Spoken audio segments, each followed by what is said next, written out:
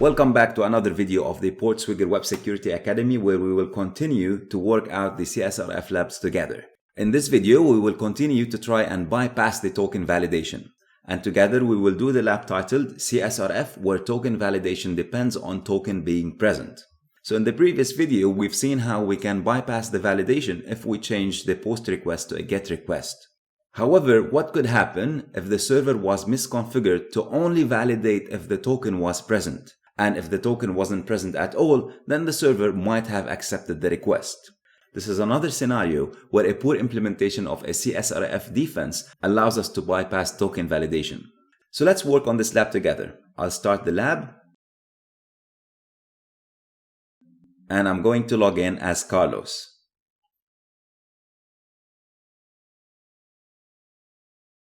We'll go to the change email page. I'll clear the history, and I'm going to submit a change email request.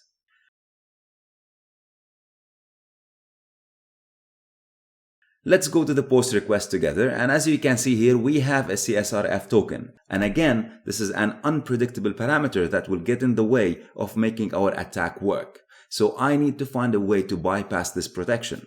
So what if we submit a request where this token was altogether not in that request? Let's try that. So let me go again to the change email, and this time I'm going to be intercepting the requests before they get submitted to the server. So I'll try another time, and this time I'm just gonna use another email called carlos@thethird.com.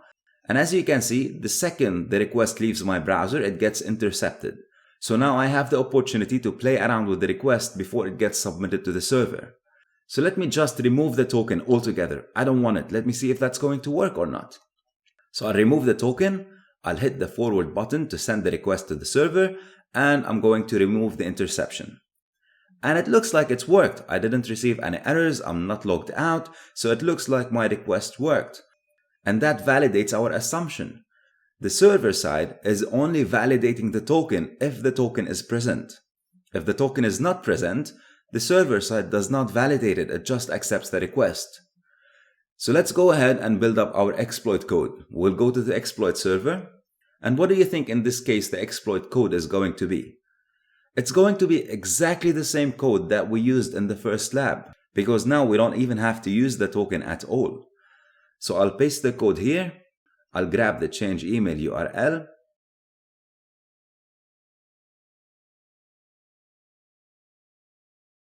And I've already changed the email address. And I'm going to go ahead and submit my code, and here we go, lab is solved. And with that, we reach the end of this video. I hope you enjoyed it, and I'll see you soon in the next videos.